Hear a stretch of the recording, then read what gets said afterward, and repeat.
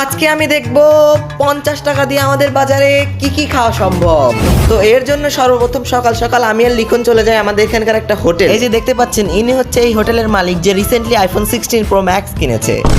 যাই হোক, বসে পড়লাম টেবিলে আর অর্ডার দিয়ে দিলাম পরোটা। এখানে আপাতত যার যার টাকা শেষে দেব, কারণ ওদেরকে যদি খাওয়াই তাহলে আপনাদের দেখাতে পারবো না 50 টাকায় আমাদের বাজারে কি কি খাওয়া সম্ভব। যাই হোক, এখান থেকে দুটো পরোটা খাওয়ার পর বিল আসলো 20 টাকা আর বাকি থাকলো 30 টাকা। যে 30 টাকা নিয়ে চলে আসলাম এই দোকানে আর নিয়ে নিলাম এই 10 টাকা দামের লাচ্ছি। কিন্তু টাকা দেওয়ার সময় দেখি ভাইয়া শরম করছে, এই যাও টাকা লাগবে না।